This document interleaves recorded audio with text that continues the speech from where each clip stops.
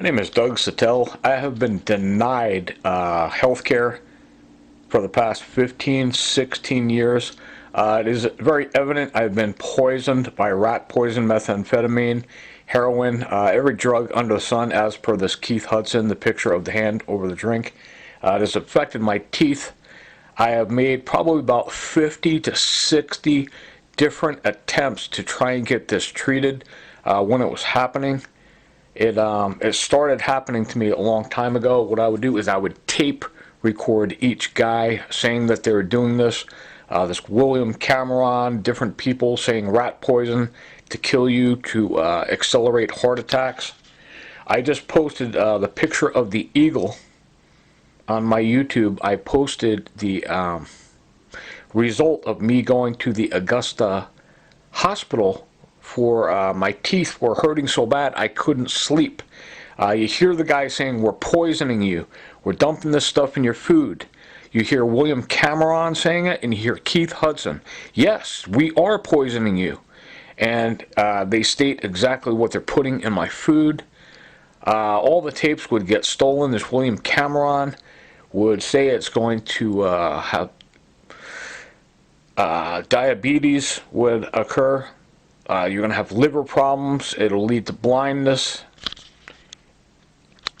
and affect all of your organs. This just happened to my mother. She had gangrene. Afterwards, my mother got out of the hospital. My father was very upset. He said, look, I don't know what I'm going to do. Your mother's going to die if we keep eating this stuff that we're eating at the house.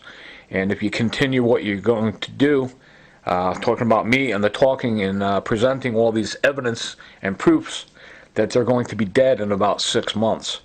I told you guys and presented the proofs that my family was being poisoned and I was being poisoned years ago. I guess everybody's just going to wait till the funerals. I posted a document what happened at the Augusta hospital. I couldn't sleep. And 3 days my teeth were rotting out, falling out. It's affected my gums. I am not to be treated whenever I go to the hospital.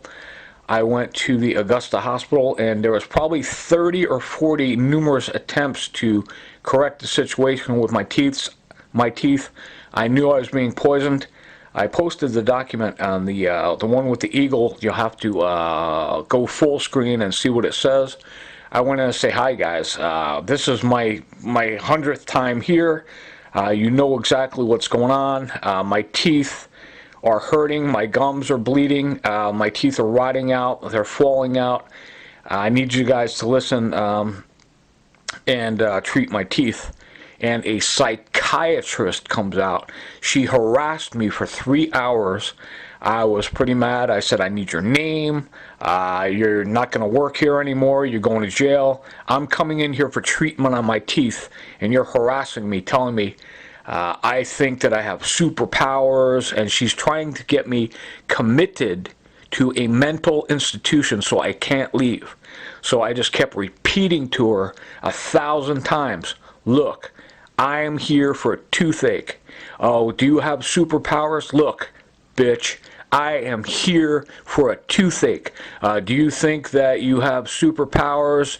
And do you think that... I said, look, bitch, I am here for a toothache. I kept repeating the same exact thing. So then I tried to report her as just a waste of time. I documented the proof, and they sent me away with no treatment. So if you listen to the Stan Motley bragging about how they have this situation where you can't go and get treatment, Stan says you can't even go into the doctor for a flu because the doctor writes a report that you told them you were suicidal, you were hitting yourself in the head with a hammer, and you want to kill the whole world. All these different crazy lies. I just kept telling that lady, I am here for a toothache. And she kept probing 3 hours of this, no treatment. If you look on the form, it says that they just sent me away with a urine infection that they won't treat, and the tooth problem, which has escalated times a million because they won't treat me.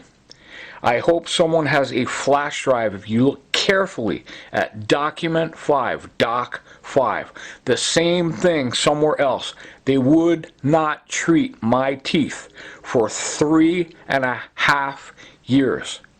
You go to the dentist, they play around, they say, oh yeah, we're going to take x-rays, or they just tell you, I'll come back another day, and they won't treat your teeth. I said, look, I am in so much pain, I can't even sleep at night. They won't treat your teeth no matter what. Year after year, month after month, I've probably made 30 or 40 numerous attempts. If you look at the picture of the eagle and listen and wait till it scrolls to the Augusta Hospital, exactly what I told you, just like the Stan Motley and the picture of Chicago. Says you can't even go for the flu. If you get the flu, you can't go to the doctor. In your other health conditions, meaning my organs, my teeth, all the things that are happening to me because they are poisoning me, which you could clearly hear William Cameron and Keith Hudson say is happening, and that they're going to further that and come after me with guns and knives and kill me. Stan Motley is basically telling me, look, you're going to die in the street. You can't get treatment. When we poison you and you're having heart attacks, you can't go to the doctor because the doctor writes you up and says he came in, he said he was suicidal, he looked depressed. Meanwhile, you're happier than a pig in shit because you are tape recording and you can undoubtedly prove that these people are saying this to you every single day. I would like you now to please go to CPO. This guy, what's his name? The guy that makes the prosthetics. I'm going to go to the doctor and he's going to threaten my life. Bragging just like the Stan Motley. He knows that I was at the dentist. He knows I was trying to get treatment for something else that they will not treat. He says, look, they don't care if you die, just as long as you don't die on their equipment. Die on their equipment means these guys are going to blow me away and they're going to plant a gun on me, and it was my gun. This guy, Mike Aiello, I believe it's police say they're going to plant a gun on me and 2 others. He is talking, he mentions Ronnie Strength, 10-1, 10-1, saying Ronnie Strength is backing us. Ronnie Strength is the guy that's harassing you in Augusta. I would drive down the block in Augusta, I would have cops 2 inches from my bumper harassing me. You go to Dunkin' Donuts, there's a cop there harassing you. You're getting gas, there's a cop there harassing you. You go into Books A Million, which is now Charles something, there's a cop harassing you. Every time somebody turned around, they see a cop harassing me, following me around, and just making comments, harassing me. This Mike Aiello guy, it says police say they're going to plant a gun on me and 2 others. You can hear him in there. He mentions Ronnie Strength. I went to Ronnie Strength and I told him there is a company in Augusta, South Carolina, your jurisdiction, Ronnie. There is a guy on my first day. His name is Ron Craven. He told me I am not working there. I'm fired. I'm fired. I just got the job.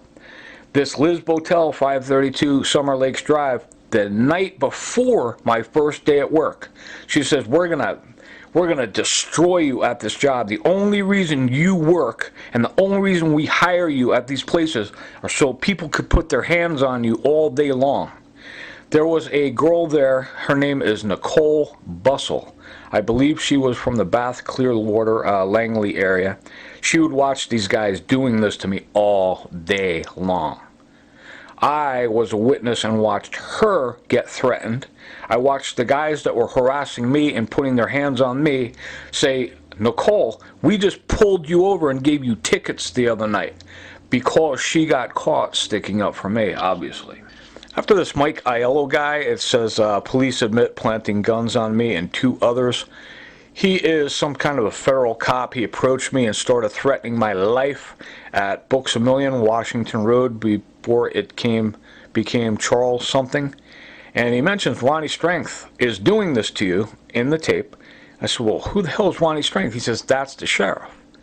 So I went to Ronnie Strength, and I was going to tape record his dumb ass and told him, look, I am going to get knifed down to death by about 5 guys. He says, well, how do you know that?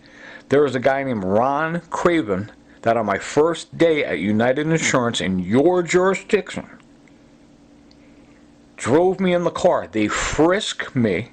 They check my ankles and all of my pockets for tape recorders, and they take me out in the car and they say, you're about to die.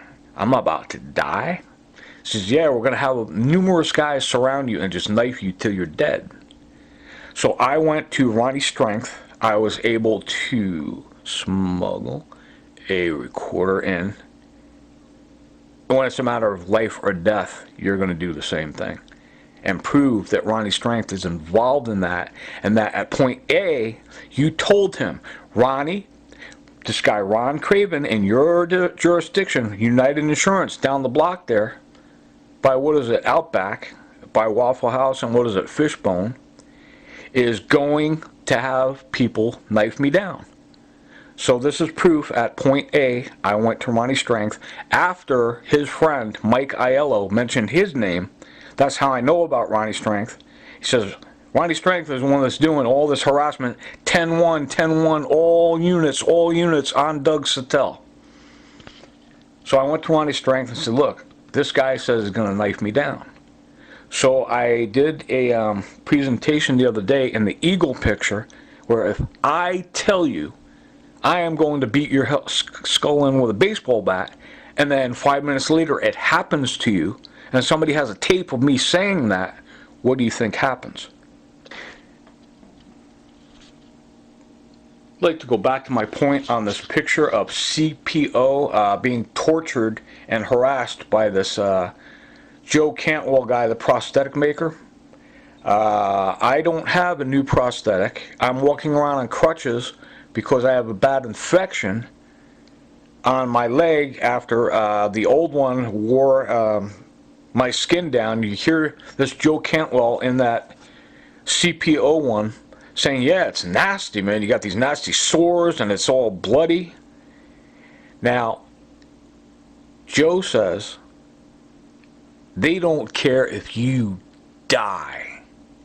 Imagine going to the doctor and somebody's talking to you like that. Now, he's setting me up to get arrested and locked away in an ambulance. In there, I give you the license plate number of an ambulance. I'm trying my hardest to improve the quality of my life. These guys will not let me have a new prosthetic. That's the whole point. Joe's like, yeah, go and it's right up the block here. Go to the guy and get the prescription for your thing. It's just a big joke. And by the way, when the heat comes after you, you hear him say that. I go up to the first guy. They say, sorry, no cigar, buddy. We're not giving you a prescription. You can hear the whole presentation in the CPO thing up there at the CPO lab, prosthetic lab in Columbia. Now on my own, that's very stressful. You've got to go on your own and get a prescription. Nobody in the world is going to give you a prescription for a new prosthetic leg, which you hear this Joe Cantwell robbing, and he never put a cover and skin on my leg. I have to drive around all over the earth. And I went to a place in Casey, South Carolina. You can hear the girl on there. I do a presentation. If you listen carefully, you could save people's lives. Watch out for people that shout things out. Remember how this Keith Hudson says, we shout things out. And what do people believe? My daughter says, they alter your thoughts and change what you mean. I go to Casey. I see the girl. I know she's a piece of shit. I see her body language. She knows me. Hi, I'm here for a prescription on a prosthetic leg. Give it up. They're going to go in the back, tell the doctor. She says, and you can hear her, says if you come in here and you complain about chest pains in your heart, we EMS you out of here. What is she talking about? I've been hospitalized for eating rat poison, which you can hear this William Cameron in my YouTube saying to accelerate heart attack, to kill you, murder. You hear William Cameron. So my mother just got out of the hospital with her life. Gangrene will kill you, like this guy William Cameron is talking about. Slow kill to accelerate heart attack. Tapes that were stolen, I was supposed to turn them into you. You save people's lives if you get the tapes. 2/3 of the tapes got stolen. I already told you how I feel about that. My mother just got out of the hospital because of this. What this Cameron guy is saying, it's an example of, okay, I'm going to beat your skull in with a baseball bat, and 5 minutes later it happens. Who is liable for that?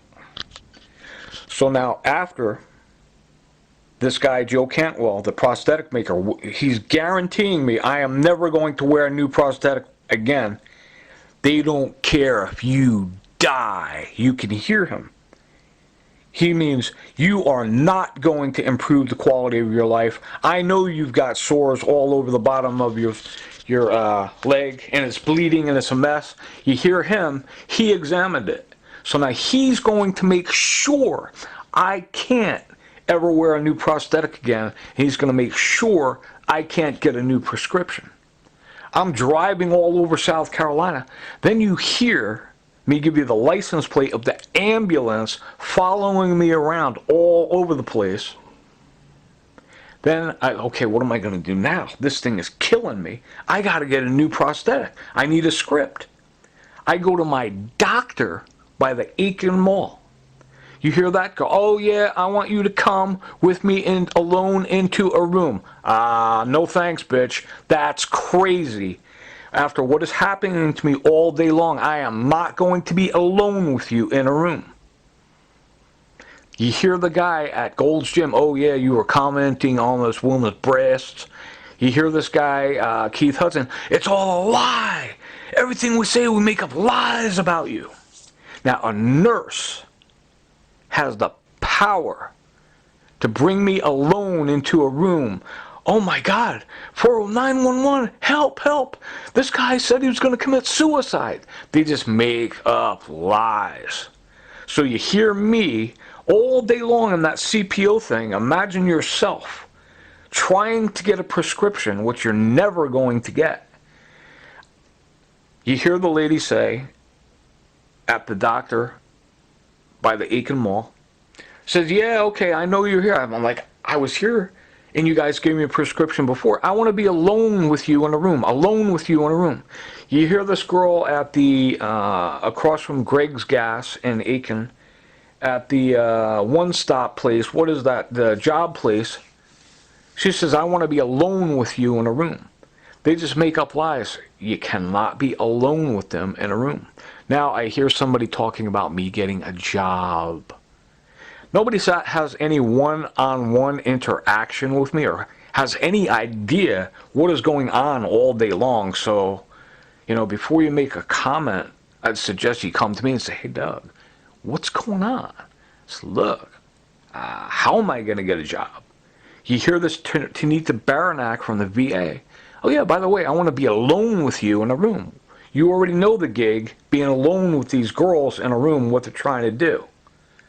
Then she says, I need a list of everybody you interviewed with and who your prospects are. Why would she need that list? That is what is happening. So what you do is you try and drive away from that. And I went all the way to what, Evans. Oh, wow, here's an idea. Georgia Power, they probably have a customer service unit. I go to a church, the guy was a real nice guy. pastor at a Lutheran church. Says, Doug, come here on Saturday. This crazy bitch, Nadine Odo, Japanese, making threats. You're never going to be able to prove anything. And I'm like, okay, who the hell is this? She says, email me your resume. She emails me back and says, I need you to take all of these things you used to do off of your resume. So I called her and I was like, bitch, what are you trying to pull? You want me to take my life and completely change my identity? These things that I used to do are very, very important. She says, yeah, but we want to get you a job with the junkies and drunks at Goodwill and erase what you used to do. You can hear this guy, Keith Hudson. I need you to be a potato peeler. Why? Because you're going to shovel dog shit in the park, whatever he says. You know what he said. That is still happening to me today. I hear one of my mentors saying, oh, well, he didn't go out for a job today. Come on, guys, get real. Find out what's going on behind the scenes before you make a comment. Hear this Keith Hudson say legalized murder and we could get away with it all day long, every day, all day long. It's happening all the time, you just don't know it. Now ask yourself a question. How many funerals have you been to that this Keith Hudson and all his friends and these Mike Aiellos and these Ronnie Strength and these Ron Craven are killing people? There were knife attempts on my life, knives. I'm going to prove that before Brian Lundy from United Insurance saw this woman make an attempt on my life. Fast, strong, and hard. It hurt. It felt like somebody was trying to put a knife through my back. Somehow it didn't go through. Brian Lundy, United Insurance, he's from Evans. Saw that. I would like you guys to say, hey, Brian, what'd you say? Now you hear my father. He's trying to protect my mother's life.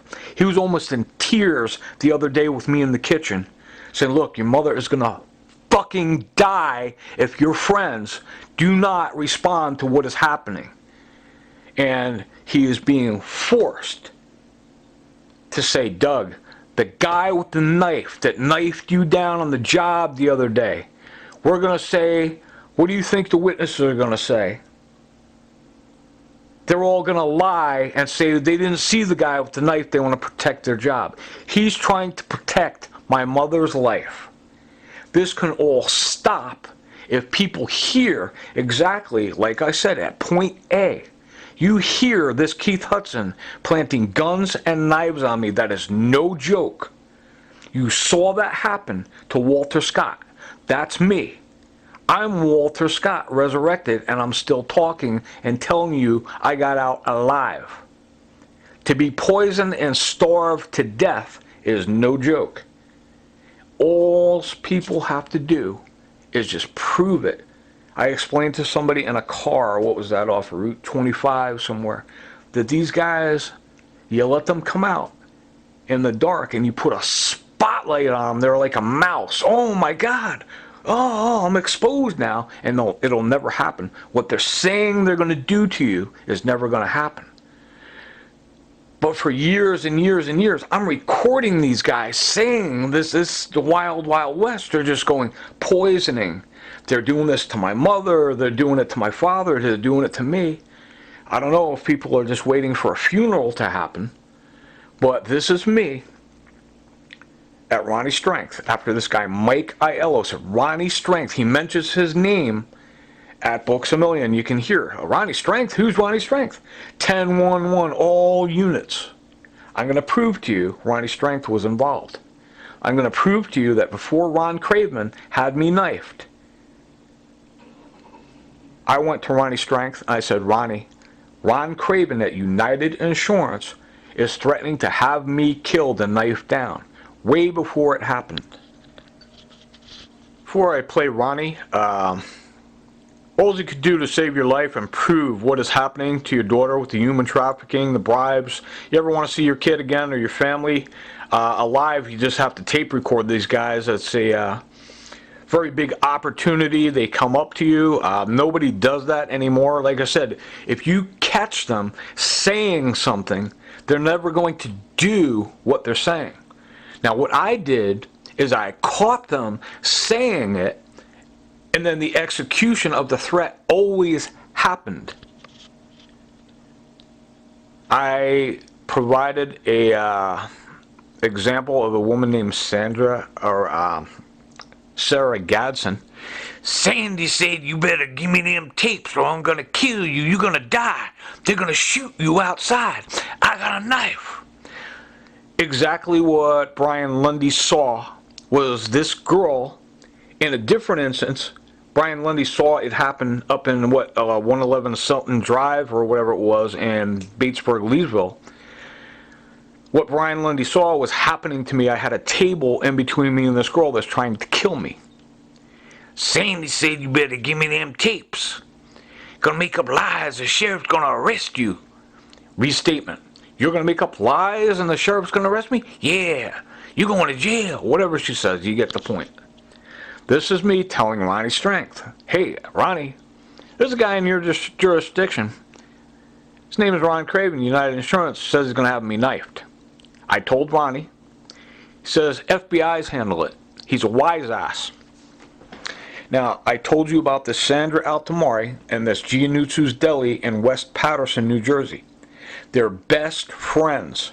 What is stopping the whole thing, preventing the prosecution of criminals, is building number 2 in West Paterson, New Jersey. Woodland Park now. It's a Sandy Altamori's got her girlfriend, a prostitute named Patty DiStefano. She's a cuckoo. She works at building number 2 with the FBI. I went to the FBI. They took all my data, wouldn't give me a card, and just sent me on my way. And they're just like, "Okay, you're never going to see your kid again. My father's going to die without ever seeing his granddaughter." Liability, the FBI, building number 2. I come down here. Ronnie Strength mentions, "Oh, the FBI." No, Ronnie, you have to do something. This guy, Ron Craven, is going to kill me. I'm going out on my insurance route. He says he's going to have 5 guys knife me down. I will provide the soundbite of Ronnie receiving that information at his office down by Walton Way somewhere. And then hopefully this Brian Lundy from Evans, ex-United Insurance, will be able to say, "Yeah, it happened." I apologize about dropping that F-bomb. It's just a little rough. Having these tapes and these guys all stating that they're doing this and going to do it to myself and my family, and watching my mother get out of the hospital with gangrene. Once again, somebody says something at point A and the threat is actually executed at point B and nobody's doing anything. It's kind of hard. In conclusion to the what I was saying about this, Joe Cantwell, dirtbag, the Bible says he's in trouble and he's going to pay dearly. He belongs in a prison. After what happened, I went to Casey, and you hear the girl say, "Doctor says there's no way in hell you are getting a prescription for that new leg." Because Joe Cantwell, you hear him saying, "They don't care if you die. You are not getting a new leg." So the heat is going to come. You hear him. Yeah, the heat is going to come on you. And I give the ambulance's license plate number, which is going to match. Okay, where were you at whatever date at 2:30 p.m. and on that license plate, why were you following this guy around? Now, in Casey, you can hear the girl. She's talking about, "You're being murdered," like the Stan Motley's talking about, and you can't even go to the doctor. See, you got the flu. If you go into the doctor, like I did with the toothache, you see that document. We sent him away without treating all his teeth, which has gotten 1,000,000 times worth in over the years. So now in the CPO, I go to Casey. I'm like, "Hey, all I need, look, I just need your doctor to look at this." He's going to look at it, and just like you hear this Joe Cantwell saying, "Look, this is nasty. He's got all sores at the bottom. It doesn't fit right. He's got to get a new one, or I have a thing from my doctor that did the surgery on my leg. He did a great job. His name was George Soropsky. The insurance company actually denied, just like this Joe Cantwell.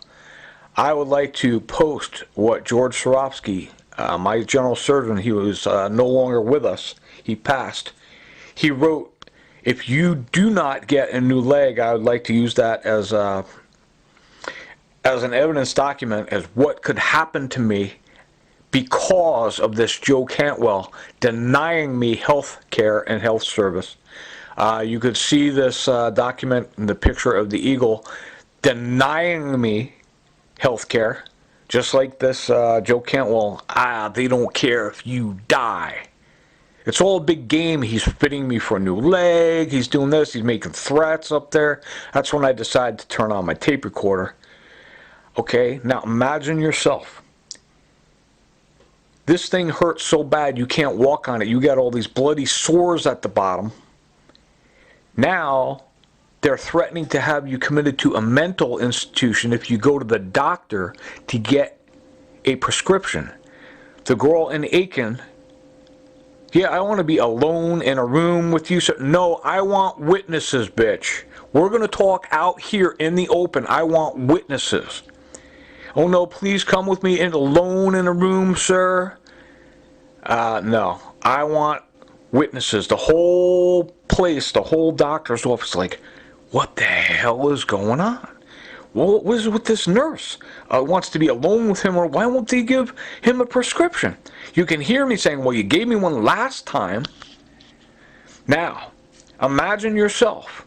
You have absolutely no plans to go to New Jersey. If I had to go to Canada to get a prescription at this point, I would have drove there. I had to go and track down this doctor who is not a psycho like all these other people. He is not a nutcase, and he is connected with someone that I adore and is a friend of mine. I made a connection. Now imagine yourself going through all this pain and suffering because this Joe Cantwell will not let you have a new prosthetic. It's all game he's playing with the fitting, and yeah, it'll cost this much. By the way, the heat is going to come after you. You hear him say it. And then all the games where you can't get a prescription. I had to drive to Passaic, New Jersey. This one doctor, the body language you get from people all day, this one doctor, he was okay. I went in there, and he overheard me saying, look, I just drove from South Carolina, and he says, get the guy in here, I want to talk to him. I said, what do you need? I said, long story short, I just drove all the way up here. He was from Hawthorne, New Jersey. I'd like whoever you are, whichever angel got me that doctor and that prescription, to thank him. And put this Joe Cantwell in jail where he belongs and tax him. Back to Ronnie Strength. I would like to prove to you that I had to go to Ronnie Strength. Look, there are attempts on my life. There's going to be another one. I am about to be knifed in the back on my United Insurance route, which Brian Lundy was the witness. He could not believe what he saw. And if Brian Lundy tells you what he saw, that's what this Sarah Gatson was doing to me. She was trying to kill me if I didn't give her the tapes. You hear her saying your options are, Sandy said you better give me them tapes, or they're going to shoot you outside and going to make up lies and put you in jail. That matches this Keith Hudson. It's all a lie. We just make up lies. No human being should have to go through this stuff. I have presented sufficient supports and proofs. I hope you guys can do something about it. This is after this Mike Aiello guy at Books A Million was saying that they were going to plant guns on me and shoot me, and that there were two black guys that he did this to.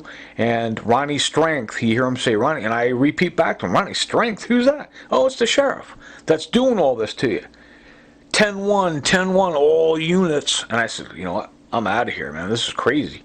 These guys are going to start planting guns and knives on me, and it happened in Charleston. This is Ronnie Strength.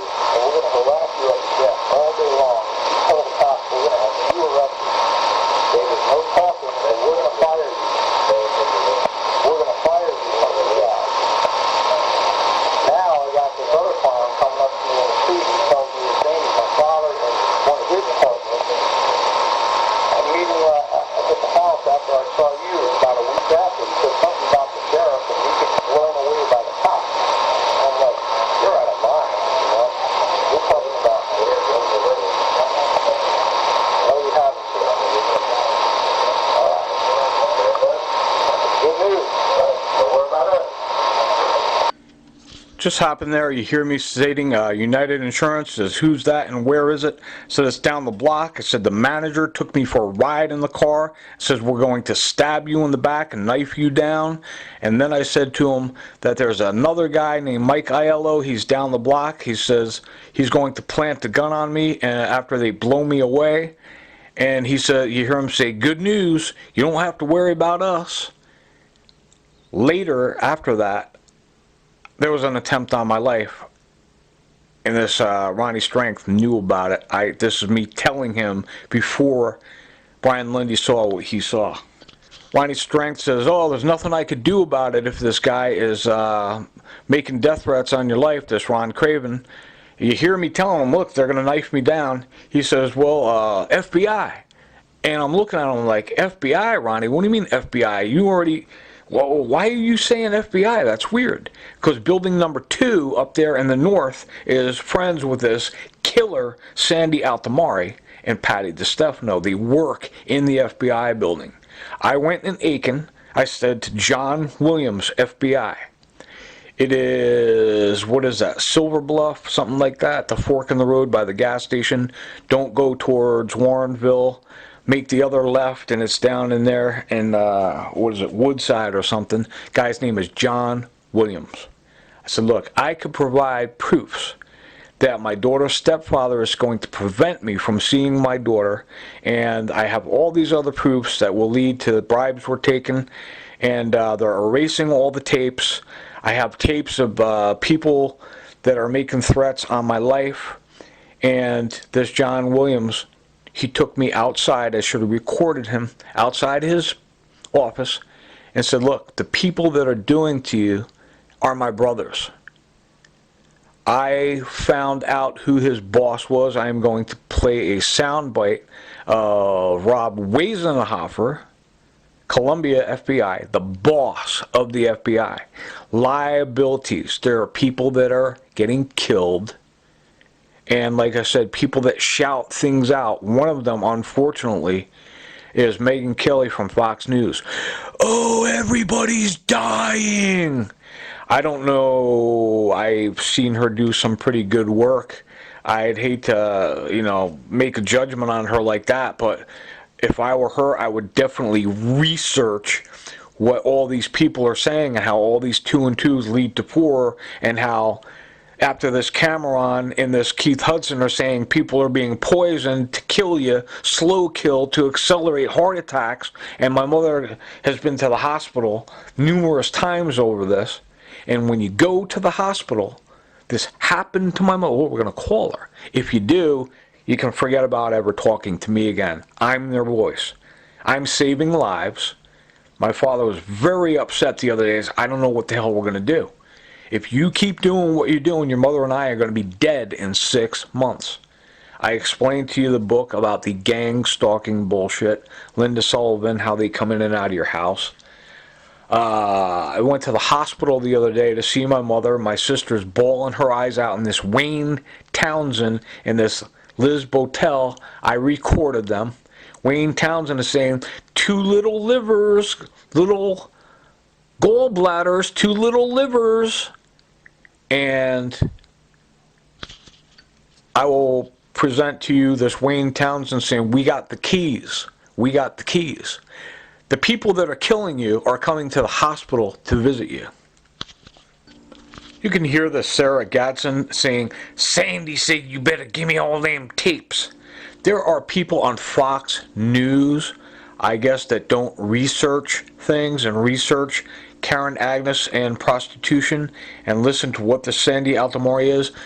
They definitely hear on YouTube this girl. Anywhere I go, the Sandy Altomare tries to kill. She is a murderer. She is a deadly killer. I will play more people that are stating her name. Each person is told, do not mention her name. She does this thing, it's called home invasion. Takes over your aunt and uncle's house, your sister and brother-in-law's house, and your parents' house. They have to do what she says, or my mother will die. There is evidence of Cameron saying, look, rat poison, slow kill. There would have been much more evidence of Cameron saying gallbladder and liver disease, etc., which just happened to my mother. He states in detail for hours and hours and hours on tapes in Charleston, which nobody picked up. You could have saved lives. You could have proved murder. They would have come and locked this guy up in 2 seconds. Now, at point A, somebody said it. At point B, it happened. What are you prepared to do? You can hear the Sarah Gadsden clearly. Sandy said, you better give me them tapes. And people on Fox News are friends with her. My family has to do what they do, what she says. She used to do this thing with me. She was starving me to death. I said dead. I said death. I won't use a word unless it is a very accurate word. In 2001, she was starving me to death, firing me from my jobs, stalking me, following me everywhere I go, tapping my phone, and anywhere that you would go to report what she was doing to my daughter, and the tapes that I had of the mother and the stepfather, and reporting the TOTOWA Police Department, she would have you killed and wouldn't allow you to have any food, and was dosing my food at 254 TOTOWA Road to the point where I had to be hospitalized. What happened to me when I got to the Preakness Hospital in Wayne, I said, hi, I'm having heart attacks. They hooked me up to a heart machine. The heart guy comes and he threatens you and says, look, I am a doctor. Here's the deal. We can do this to your whole family and just lock you away or kill you. I said, that's not possible. Now, when this Cameron was telling me that I'm going to starve to death in Charleston, I didn't believe it was possible until you actually see how they do it. I explained it all to you. I was in the Preakness Hospital in Wayne, New Jersey, and I said, look, I'm about to die. I don't know what's going on with my food and water and my refrigerator. Every time I eat something, I start getting really sick, and it's hurting my heart. The heart guy comes in. There's a document at Preakness Hospital in Wayne that says I was there with that doctor's name. He says, I have the power to commit you to a mental institution for the rest of your life. If you come in here and you talk, or I catch you outside talking about what is happening with the TOTOWA Police Department, the chief, this and that, we already fired you, you're not eating any food, you're not looking too good, and you're here because you believe you're being poisoned and you're having heart attacks. If you tell me that, or you tell me one more thing that you're going to talk, you are not leaving Preakness Hospital. This happened to my mother at Aiken Hospital before they just took the gangrene out of her body. Well, we'll just call her and ask her. I just said it happened. I said it happened. Don't call her. You hear my mother trying to save my father's life. What they force her to say. I did a presentation. My mother is trying to save my father's life, and my father is trying to save my mother's life. I have said this every single day. I was in jail for 3.5 years dialing 1-800 Jesse Duplantis, etc., etc., 20 different numbers every single day stating this was happening to my family, and I could prove that it was happening. I had tapes, and that they were locking me away so nobody could hear the tapes of this guy, Keith Hudson, what he was doing. So meanwhile, people are being murdered, and they lock you away for 3.5 years so nobody can hear this guy, Keith Hudson. Imagine that. That's what happened, guys. Now, if I go to SLED, or I go somewhere and I report, look, I have tapes, I got the daughter's mother, I got the stepfather, everything that happened, I have all these different numerous proofs that will definitely, undoubtedly, ironclad provide sufficient supports that crimes were committed. Each one of these guys, I explained how the established patterns of crimes, people that had knowledge of these crimes, are to be punished under RICO, and there's provisions for parties, private parties, to sue under RICO. You hear my mother saying, if you go back up there, you're going back to jail. Then you hear my father say, I know somebody on Fox News heard that presentation of my mother's soundbite saying that. Then you hear my father saying, the guy with the knife, he is trying to save my mother's life. If somebody doesn't go up to each one of these guys saying these things and saying, you know what, you're under arrest, asshole, put your hands behind your back, you have the right to remain silent.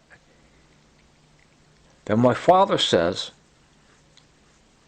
the guy with the knife. What do you think all the people that saw the guy with the knife are going to say? They don't want to lose their job. With that Union City accent, that's where he's from. Now, I tried to save people's lives. This is Wayne Mitchell, the dirtiest bastard on the face of the earth, saying, yeah, I heard the tapes of your father stating that you were knifed down and that there were attempts on your life, and that he was going to make sure the witnesses didn't come forward or they're going to lose their job. He acknowledges the fact that there was a possible attempt on my life, and I told him that I could provide the witness. His name is Brian Lundy, and he is going to tell you that he heard everything that Fox News heard. My mother saying, if you go back up there, you're going to jail. Now, in your mind, you got to say, I mean, there's people, innocent people in jail? This Keith Hudson is telling me, yeah, there's a black guy that we put in jail for 29 years, and he didn't do nothing wrong. We just threw him in jail. That's this Keith Hudson. He belongs in a prison. As long as that black guy, whoever he's talking about, was in jail, this Keith Hudson was bragging to me they put a black guy, innocent man they didn't like, made up lies about him like they were doing with me and threw him in jail. I did 3.5 years. Now you hear the TOTOWA Police Department saying, yeah, high impact judges, he's going to keep you in jail and until he says you can come out of jail. He's talking about Nestor Guzman. Now listen to John Epperly drag this to 14 minutes on YouTube uploads, saying, talk or go to jail. We're going to have you pulled over. It's like these guys are making the threat at point A and executing the threat at point B. It's easy now. I hope you guys can see. You tax them, put them in jail, whatever the hardest penalties are under RICO provisions. Established patterns of crimes of people who had knowledge of crimes that were actually trying to prevent the prosecution of criminals. Wait till you hear this guy, Wayne Mitchell, this dirt bag up at SLED. Yeah, I heard your father saying that the guy was knifing you and that the witnesses were going to be fired. So now this Wayne Mitchell up at SLED says, He's really quick. Like, you ever see the lawyer? He's not going to do nothing. He's going to screw you. He just wants your retainer. He takes the pen like he's going to write something down. Wayne Mitchell takes his pen and he's, give me all your witnesses' names. I said, Wayne, you just told me, he told me, we don't handle crimes like that up here. I'm like, are you for real? There's murder occurring with witnesses, and you heard my father say he's going to fire the witnesses. These aren't crimes. Wait till you hear what this Wayne Mitchell says now. Is this Captain Mitchell? Yes, it is. Hey, this is Doug Sattel out of Aiken. How you doing, sir? I'm doing fine. Hey, I had a meeting with you on the 26th of June, and you told me to get back to you with further information. I have some things that came up. I know that last time you were up there, you said you were friends with West Cole at Dennis Tyndall. West Cole, yes, sir. Okay, because I played the tapes of the threats of my father, telling me that I'll be arrested if I do the investigation up there, etc. Right. And we had that meeting on the 26th, and you listened to the tapes of my dad threatening me that I'll be arrested and fired from another job if I talk, etc., etc. Yes, sir. And you wanted the names of all the witnesses? Yes, sir. Okay. Now, do you handle that up there at SLED, or? We would look into whatever information you had, and this is a determination to be made on what, if anything, would be done. Okay, because I was confused on the 26th. You were asking for the names of all the witnesses, and you listened to the tapes of the threats my dad was making, etc. And then you kind of told me that you didn't handle these crimes there.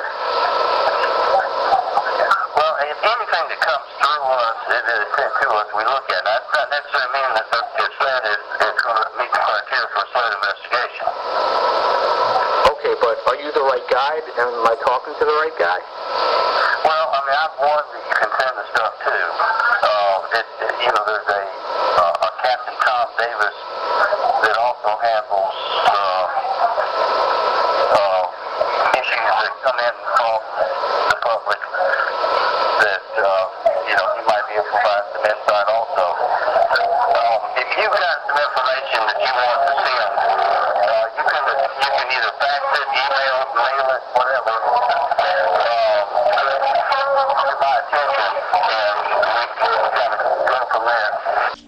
During this conversation, there's determination that was made that him and I, face to face, listening to my father say, when the guy knifed you, nobody's going to come forward.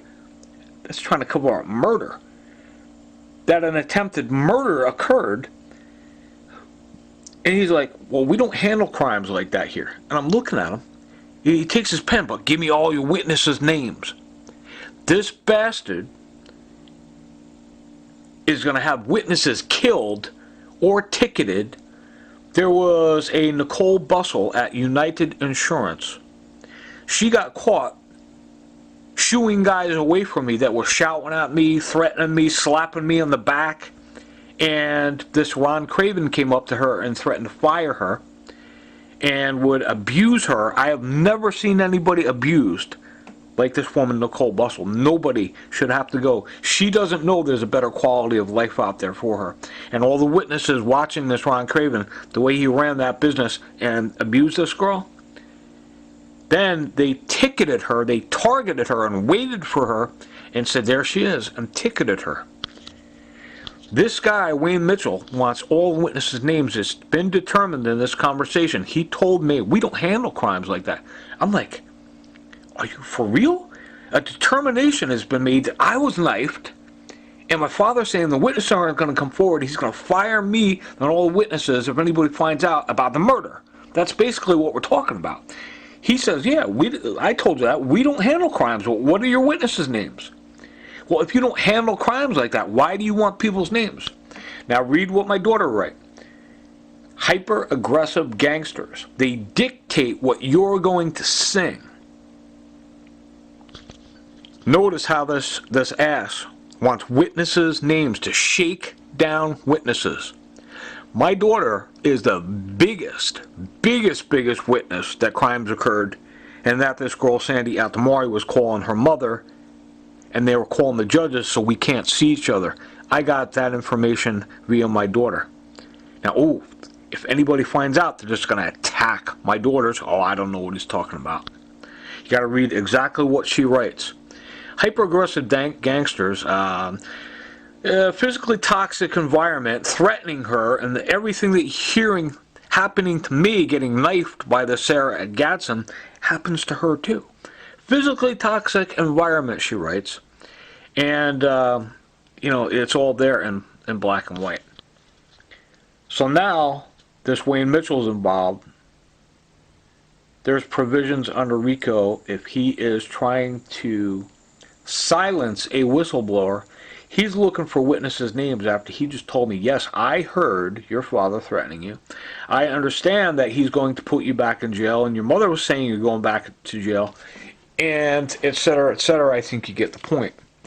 Now, my parents aren't to be, it's to be turn the other cheek on that. I explained the situation. They're trying to keep each other alive. Why is Wayne Mitchell of SLED trying to prevent the prosecution of criminals? He knows that there is an attempt on my life, and he's supposed to do the exact opposite of what he's doing. Okay, well, I want to go and find out who's doing the knifing and talk to some real witnesses.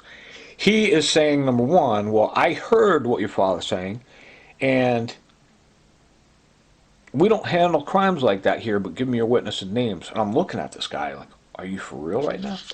I'd like to make a note, this Stan Motley, he says, well, what we're going to do is we threaten one juror's child. Okay, so that's what this Wayne Mitchell, after it's been determined in this conversation, that after he heard my mother and father making those threats and that I was knifed, he says, we don't handle those crimes here, but I need your witnesses' names. So he's caught. That's exactly what the Stan Motley is talking about. What we do is a hung jury, and we threaten the witnesses' kids and threaten the witnesses. He wants a list of names to make people's life difficult and fire them from their jobs and do this and that and threaten their kids and have people come by their house. That's what this Wayne Mitchell is doing. Hello? Oh, I got you, yeah. Okay. Well, what are you prepared to do about the tapes that you heard when I was up there? It's been determined. My mother told me you're going back to jail. You're an innocent man. I'm telling you, they're calling me and telling me to tell you that they're going to put you in jail for no reason. You hear my father say, yeah, the guy with the knife, all the witnesses aren't going to come forward. They get fired from their job. So now you just heard this Wayne Mitchell here and ascertain, okay, I think that a crime has been committed. I think this guy was knifed down, and his father is saying that they're going to threaten the witnesses.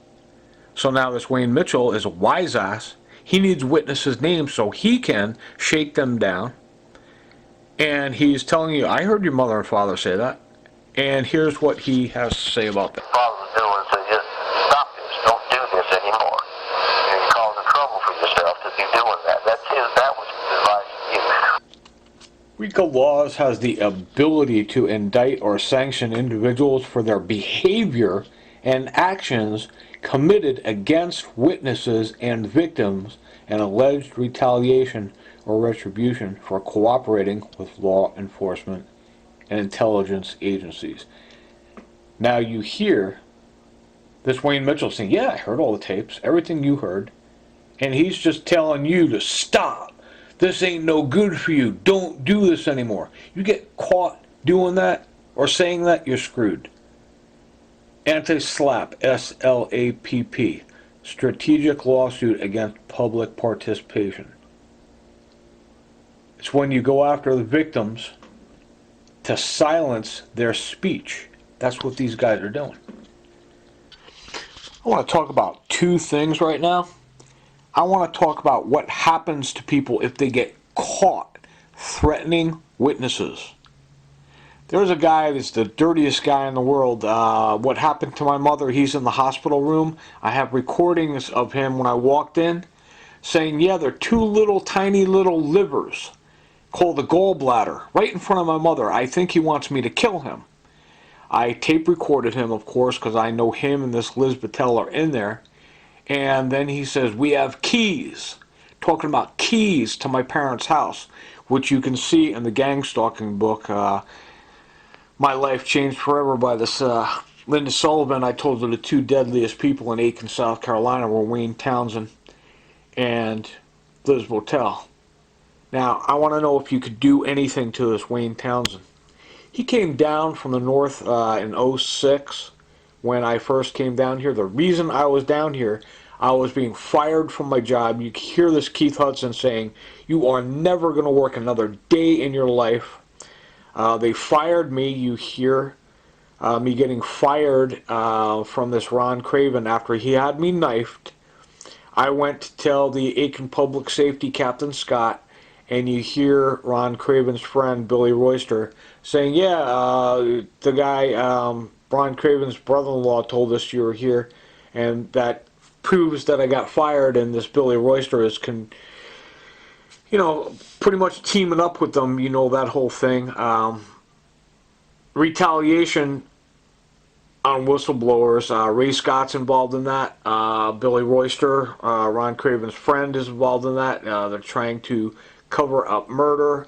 I got fired the next day after I was seen at Aiken Public Safety. You can listen to this guy Billy Royster saying, "Yeah, Chandra said, and we know you lost your job at the insurance company." How do you know that, Bill? Well, Chandra told me. That's an Aiken cop.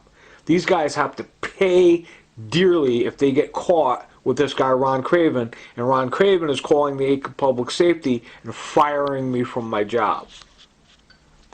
So this dirtbag Wayne Townsend, he comes down from the north when I was here in '06. He goes, "Look, man, it was a very emotional time for me. I'm sorry to say that." He says, "You're going to be able to see your daughter. I made a breakthrough. I've got some people. I just need all your witnesses' names, everybody that possibly knows something or saw something." And I was like, "Oh my God, I'm going to be able to see my daughter." He goes, "I want you to write down the names of all the witnesses that know something with their phone number." Then after I gave that to him, he goes back north with his friend, Sandy Altamore. You get caught knowing her, I hope you get screwed. So here's how I'm not allowed to work. Before you say something, a media thing, or somebody that I really admire as a big mentor says, "Oh, well, he doesn't look for a job," find out what's going on behind the scenes, like I just explained to you. It's Wayne Townsend. After he took all my witnesses' names to shake them down, threaten them, and fire them from their jobs if they step forward, he says, "I work for Sandy Altamore. And she says if she catches you writing to another politician, you're never going to work another day in your life." This is proof that this guy Wayne Townsend is doing that, and I hope this is grounds for a serious civil suit, because the first person that gets that done, I don't want nothing. I'll give you his whole house. This next statement and what you're going to hear is just proof that this Wayne Townsend told me, "Look, you're never going to work another day in your life if Sandy Altamore catches you turning her in, or catches a politician receiving a letter from you. You're not going to work." Here's what I'm doing. I want to work somewhere. I want to make money. But last time you told me, stop writing these letters to politicians, law enforcement, Sandra will leave you alone, and that didn't happen. Yeah. He just acknowledged that he said that to me. Now you hear this guy Wayne Mitchell saying, "Yeah, I heard everything your father, the guy knifing you down. I know what's going on. I know you got knifed somewhere else. I know this guy Ron Craven had you knifed down. I know you got witnesses. But we don't handle crimes like that. By the way, what are all your witnesses' names?" Now, go back to my father, said, "All your witnesses aren't going to come forward." My father is the greatest cop in the world. He would never, ever do anything dirty. He's trying to protect my mother, who you just saw get a gangrene removed out of her body. And you hear this guy Cameron saying how he's doing it to people, and this guy Keith Hudson talking about how they poison people. Me especially. I almost died. Now watch what this guy Wayne Townsend, he's a very lucky man coming down. I told you how he approached me. So look, sit down with me. You're going to be able to see your daughter. What? Are you kidding? How? Write down all your witnesses' names. Hear this guy, Wayne Mitchell? He wants all the witnesses' names. They're going to shake down all the witnesses. Now go to my father. All your witnesses aren't going to come forward. They want to keep their job. They find the witnesses. You get caught doing some shit like that, good luck. Except from my mother and father, because they're trying to protect each other. Anybody gets caught knowing this girl Sandy, they are out of their gourd. They know who she is. Human trafficking, murder, racketeering, you name it. This cuckoo's into it. Now this Wayne Townsend is going to swear on a Bible in a court. He doesn't know her. Everybody in the world doesn't know her. They get caught knowing her. This girl was nuts. She changes her name in the computer to Allison, Marissa. How many people know you changed their name? She is a cuckoo. Now, listen to what this Wayne Townsend is going to tell you. He called me up, says, you want to see your daughter? I got a deal for you. We sent you to the EEOC, whatever it is, 22nd floor. Chris, Corey, this is your turf. 22nd floor in Newark, EEOC. They sent me to a Mr. Gigante, he's all mobbed up, and Mrs. Cinnamon. They say, yeah, Sandy says she'll leave you alone. We're going to get you probably 30, 40 G's. Your job at Mibble Foods was abusing you, and we can get you easy 30, 40 G's. And it's, one hand washes the other. So now Wayne Townsend is involved with that. This is proof that he knows Sandra Altamari, 1. 2, he's the information on the EEOC and wants some of the money. The EEOC thing, I should do okay. But the last time I talked to you, you told me Sandra would leave me alone if I stopped writing letters. Well, I don't know that Sandra's a nut. I mean, I don't know what she's going to do. But I have no idea why she does what she does. Okay, now, if somebody makes a statement like that, he's going to go, oh, I don't know this girl. Oh, no. Who are you talking about? Who's your friend Sandy? And how is the EEOC going to deal okay? Okay? I says, you told me the EEOC was going to do okay. He says, yeah. He's very excited because she's telling him, look, you got to get that EEOC money, and we need such and such amount up here in the north for him to see his daughter again. Now, he's admitting that he told me, oh, and by the way, and Sandra also told me to tell you that she'll let you work and leave you alone at your jobs if you stop writing to politicians.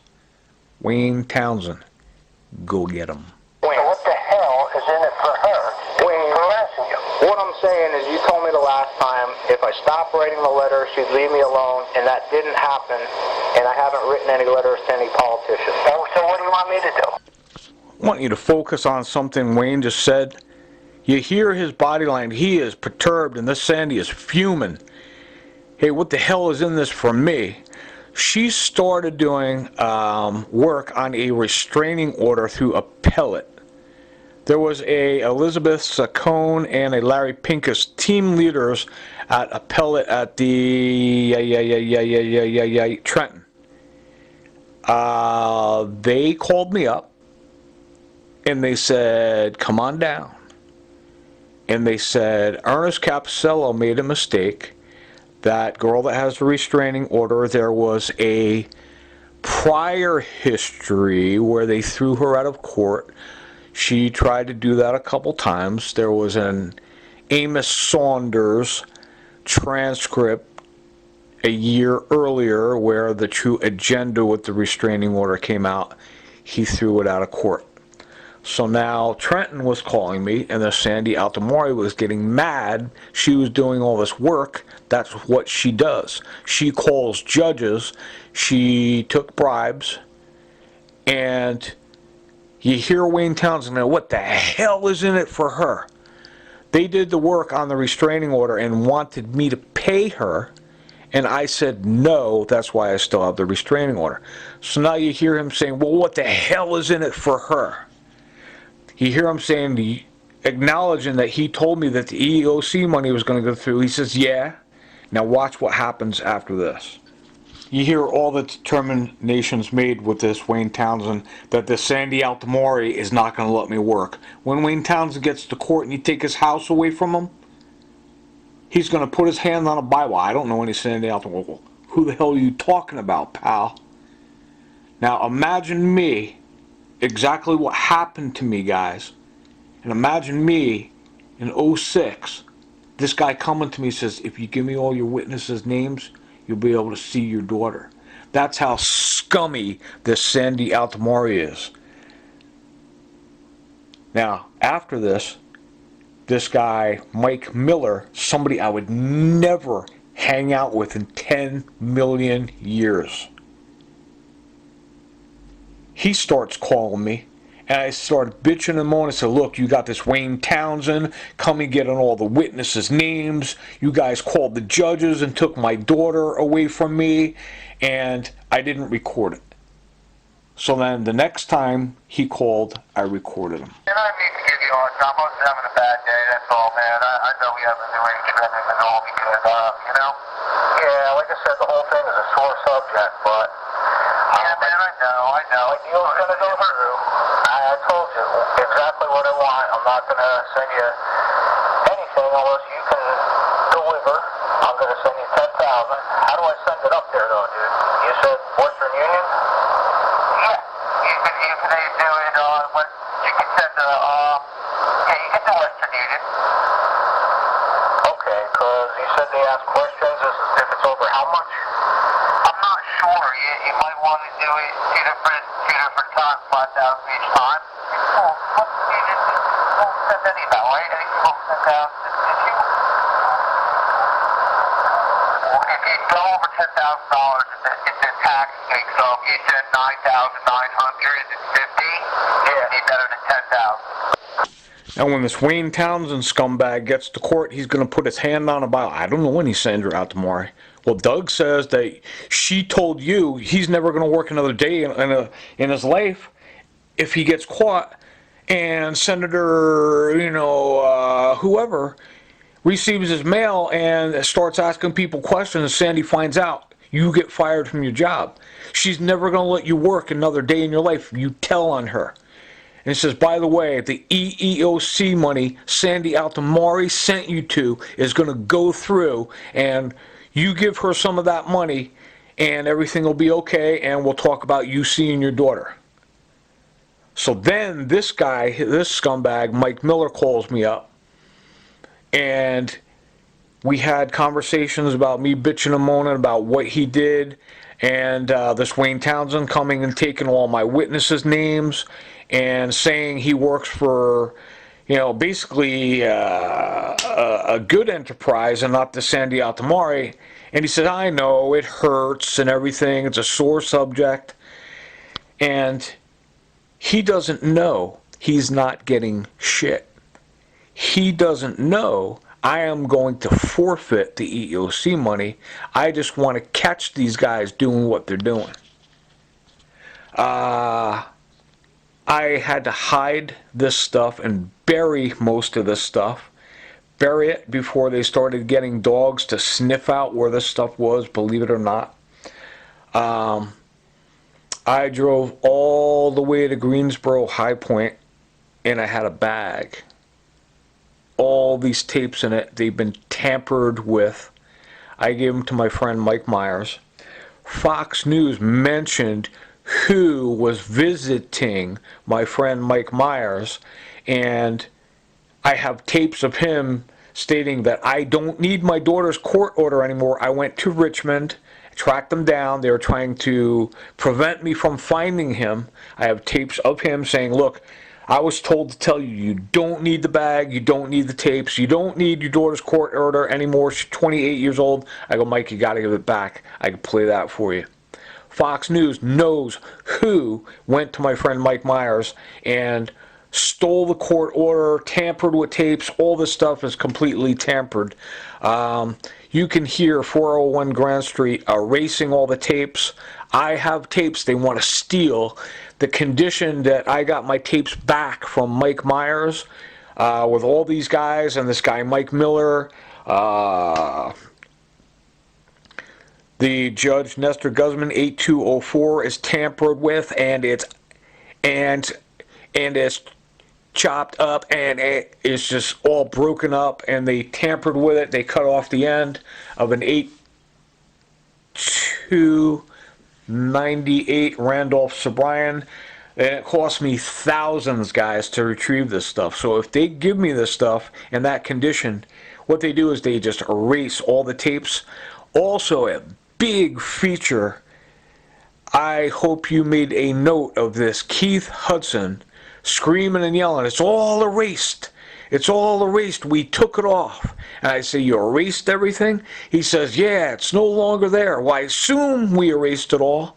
He's talking about every time they get one of these tapes, they erase it. You've got Sheriff Michael Hunt confiscating stuff, and they're definitely never going to give it back in the condition that they received it. They just go through it. They chop it up. There is a place in Irmo where I go up there, and the girl is told when she puts it, the IT girl, into the computer to push play and record, and she starts chopping things up. And I'm like, "Listen, I don't know who the hell you think you are, but you're erasing evidence that people are dying for." And she, "Oh, sorry, I pushed that button." She was doing it on purpose. And all these guys, basically every single thing that they're doing, they admit doing. They admit doing it. This Wayne Townsend killer is going to say, "I don't know what Doug's talking about. Don't know any Sandra Altamari. Never had any conversations about EOC and money and this and that." So what I did is, you're going to say, "Well, why did you do this?" I said, "You know what? Nobody's getting nothing. I'm going to prove what they're doing and put them in prison for the rest of their lives and take their assets under the RICO provisions and record what they're doing." So the EOC was supposed to pay out like 35 to 40, just different people's estimations. I got a right to sue letter, and I let it expire on purpose. So now this Sandra Altamari is ready to kill, saying, "Where's my money? I want my money." And that's basically what I did. This connects up this Wayne Townsend with this Sandra Altamari, preventing me from enjoying a quality of life and working. And there was Keith Hudson, this killer, planting guns and knives on me, poisoning me. And you hear him say, "If I shout out that your 9-year-old little girl, you raped her," that matches an 8204 that Nestor Guzman gave me, where it's all chopped up, and that doesn't match anymore. They took that part off. My daughter's mother stating that I raped my 9-year-old daughter and used to do sexual things to her. Now listen, if Danielle's stepfather gets caught saying this, he goes to jail. Now, she understands what you tell her, Joe. That's what she understands. No 9-year-old kid understands. I'm telling her now not to go see you. He just said, "I am going to go tell her now not to see you." That's what he does to her. And you hear what my parents are going through. My mother being operated, getting gangrene taken out of her body. My daughter writes about it. You know the whole deal with my daughter's sight. I told you what happened to me, and I hope you can add all this stuff up, and is very profitable. I told you the way this Wayne Townsend dirtbag approached me, that I'd be able to see my daughter. He knows people if I give him all the witnesses' names. What he did is this Sandra Altamari, they called each witness and they threatened them, however they did it, not to come forward. Then Wayne told me also that Sandra told him to tell me that Charles Crescens and Joseph Trapp from the New Jersey State Police weren't going to do anything because Sandy Altamore told them not to. This is proof that Wayne Townsend told me that.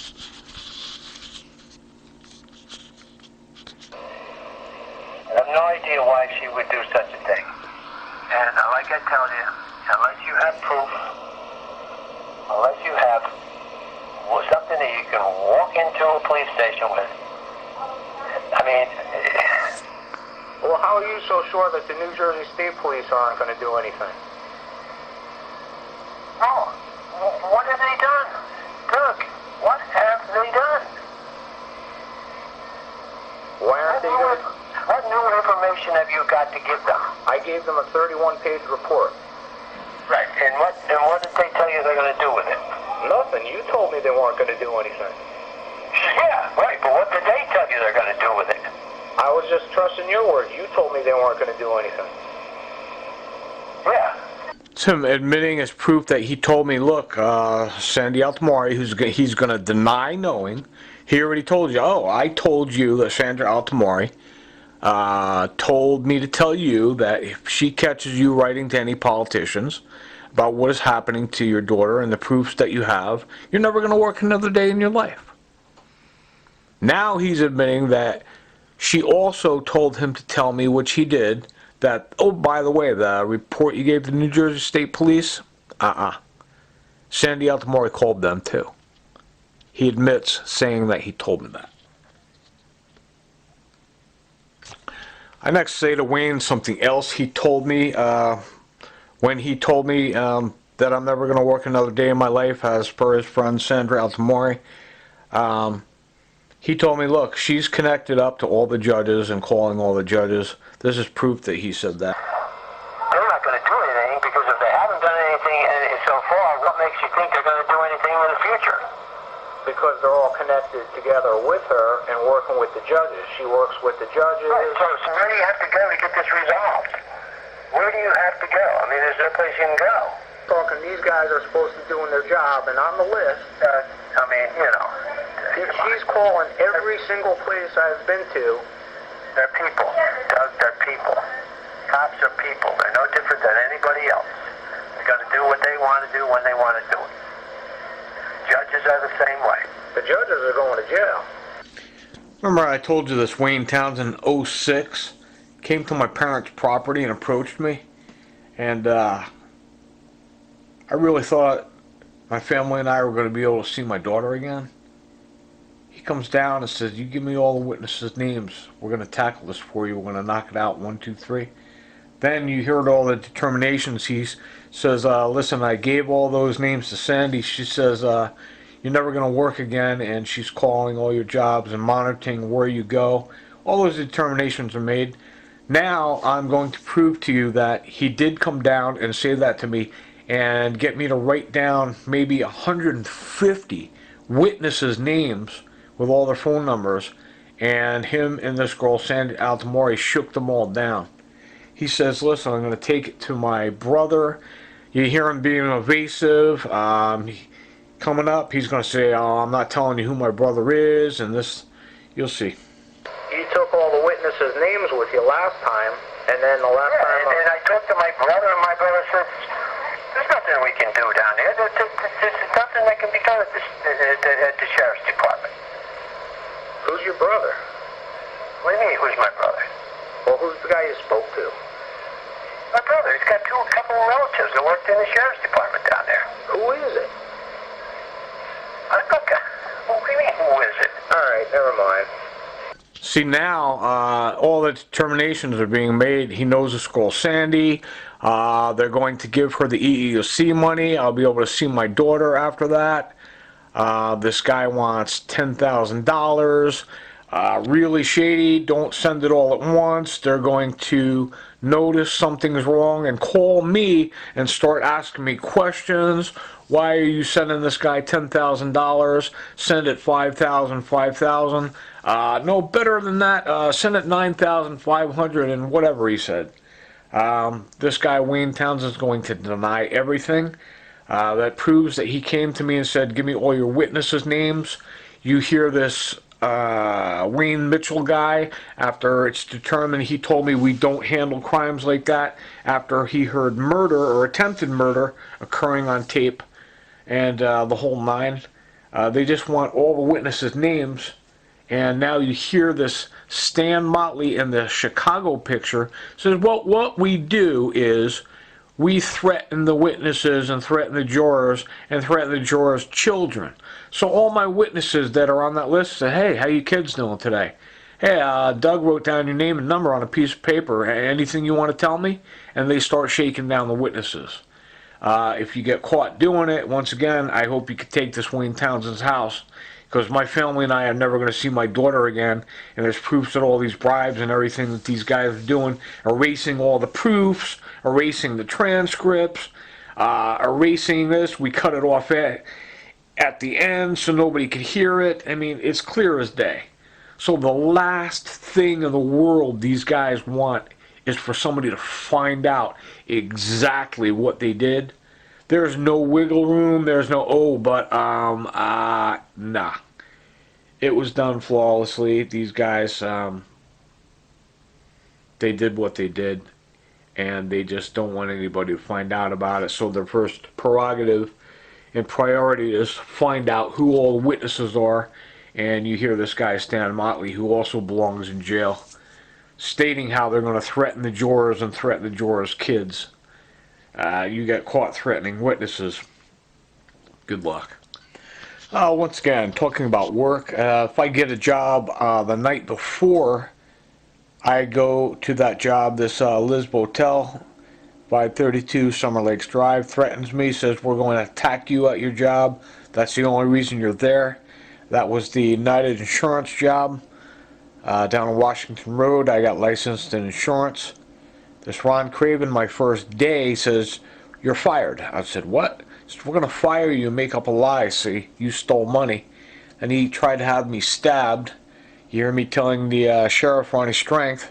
And later I was stabbed, so how could I tell Ronnie Strength, look, this guy Ron Craven is going to have me stabbed pretty soon, and he's not doing anything about it. Then he did have me stabbed, and they didn't do anything about it. So now, just like this, Ron Craven says, if I see you at Aiken Public Safety, my brother Shonder works there, I'm going to fire you. You hear Billy Royster in one of these presentations, very profitable guys, saying, yeah, I know you lost your job at the insurance company. I said, how? Through Shonder, and that is Ron Craven's brother-in-law. So it all matches up, bingo, bingo, bingo. I go to see Ray Scott on August 4th and say, hey, look, your guys are all pulling me over. I got this guy Wayne Townsend saying I'm never going to work and making threats, asking for witnesses' names. This is happening, that's happening. I can prove it all on tape. And it all connects up.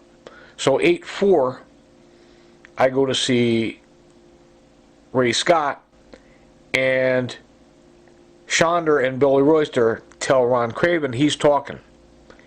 And you hear Royster say, okay, I know you got fired from your job. The next day I got fired by Ron Craven. He had me knifed.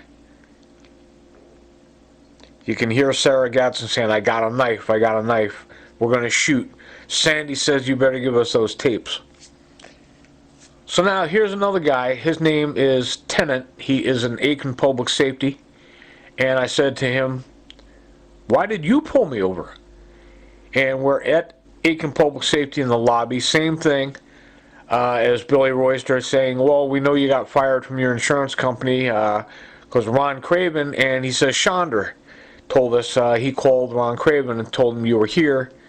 That's what that's all about, and they fired me. So if you get caught doing that, this is easy stuff, guys. You get caught doing something, you got to pay for it dearly. Here's Aiken Public Safety Tenant said, why'd you pull me over? He says, I saw you here, and he's pointing to the ground and pointing at the lobby at Aiken Public Safety, and he says, and then I could see you at the mall and come after you because I saw you here. This is a wise ass named Tenant, Aiken Public Safety, friends with this Ron Craven, the Sandra Altamari, connects up with this Captain Ray Scott, and this tenant comes flying at me and pulls me over. And I ask him at Aiken Public Safety, why did you pull me over?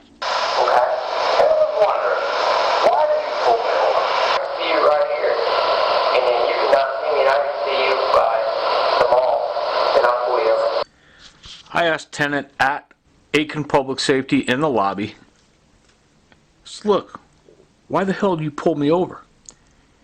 And the same as Ron Craven told me on my first day at United Insurance is, if I see you at Aiken Public Safety, I'm going to fire you. So why would he have to fire me if he sees me at Aiken Public Safety? Because they know they need to go to Aiken Public Safety to get all these tapes out of my Gatewood apartment. So now, tenant pulls me over, and I'm like, why are you pulling me over? He goes, because you're not supposed to be at Aiken Public Safety telling on us. I just asked him, why did you pull me over? And once again, we are at the lobby of Aiken Public Safety. He says, I could see you here, and then I could just see you at the mall and just pull you over for coming here. That's what he means. That's what you heard, at least Fox News heard my mother say, if you go up there, you're going to jail.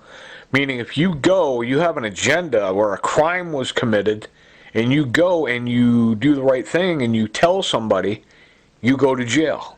That matches John Epperly at the Seton Center in Passaic. Talk and go to jail. Talk and go to jail. I love you guys. I hope you can do something about this. It's very profitable.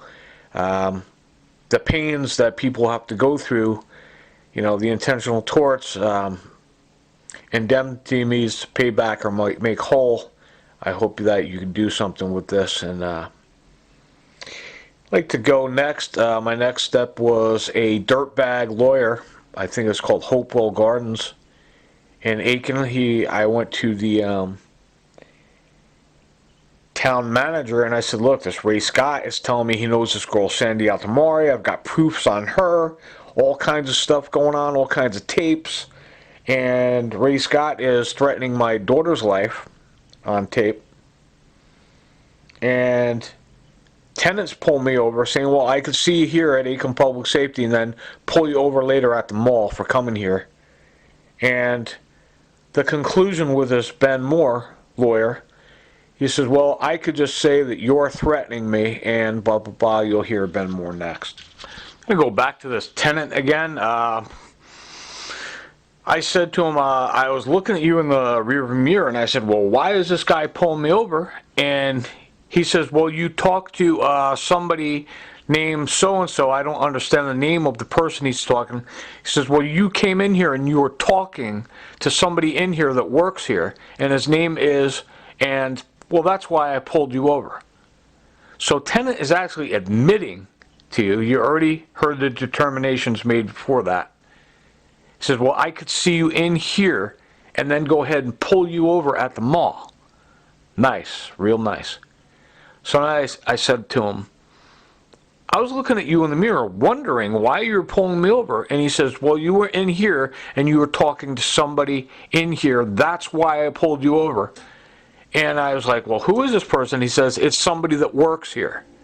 So he's about to tell you that because I was in there talking to somebody that works there, which is a police station, he's pulling me over.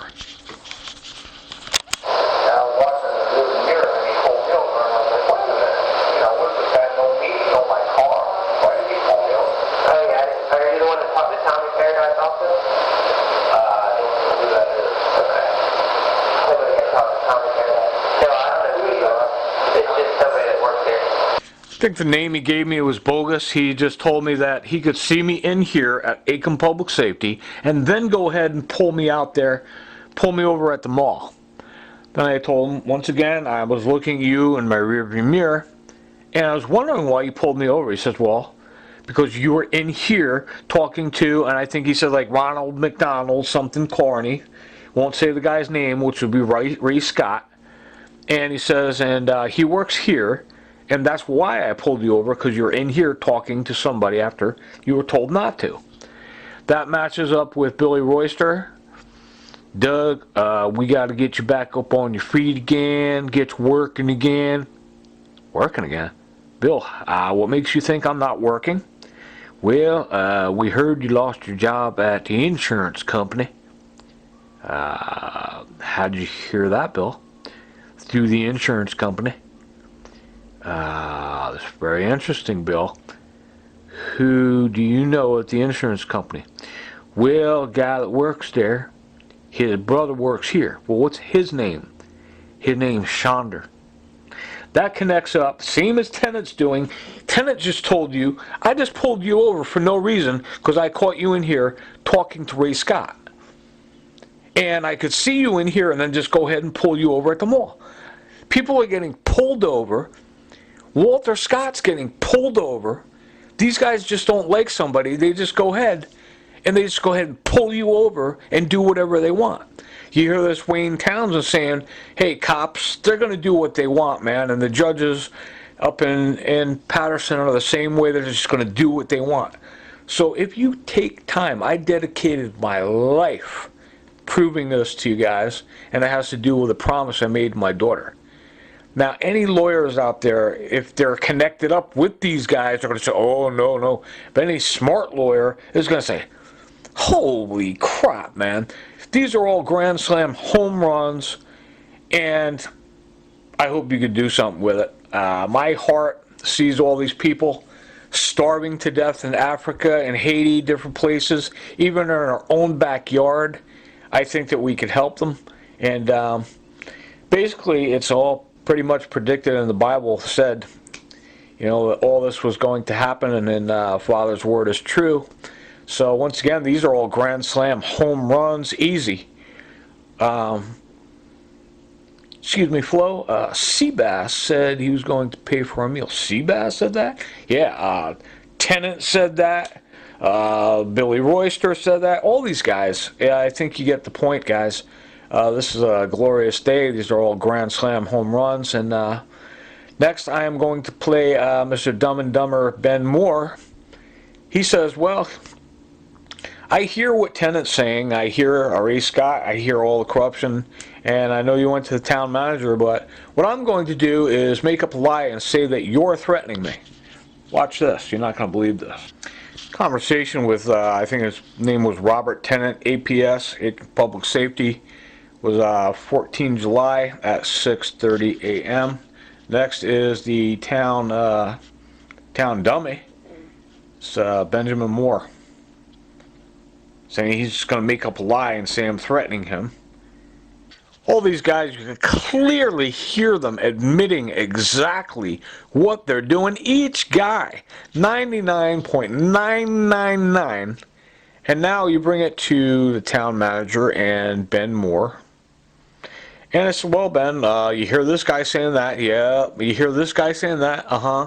You hear this guy saying that? Uh-huh. And he says, well, I'm going to make a tape right now and say that Doug Stell just threatened to kill me. I'm looking at him, I'm like, are you for real?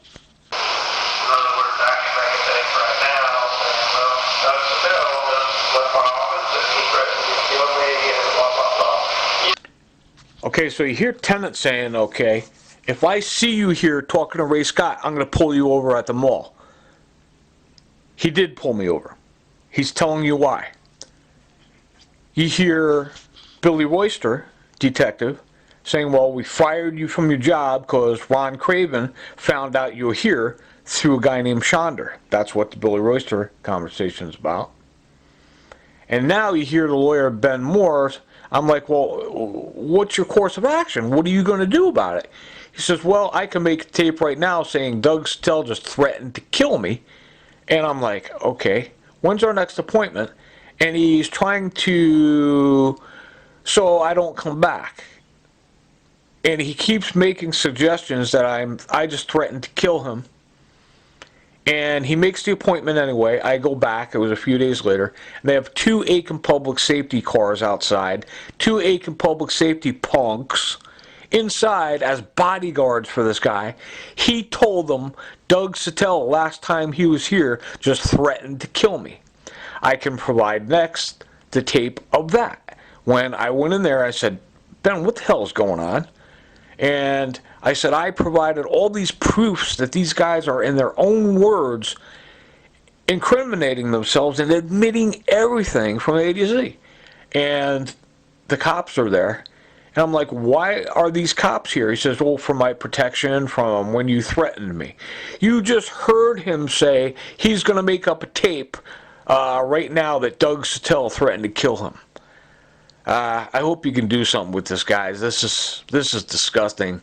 I want to pray for our country. I hope the right leader comes in and does a clean sweep of this stuff and makes an example out of these dirtbags, so nobody, you have to put the fear of God in them, tax them, the money everybody's lost, the things that are happening to my family, all the money I lost, you just got to tax them times a million. Nobody should be able to get away with things like this. And it's basically what's going on in our country. I dedicated my life to it and gave my life for it. It's got a lot to do with the price or a promise that I made to my daughter. I'm sleep deprived 2.5 days right now, and love you guys. Hope you can do something with this. Have a good one.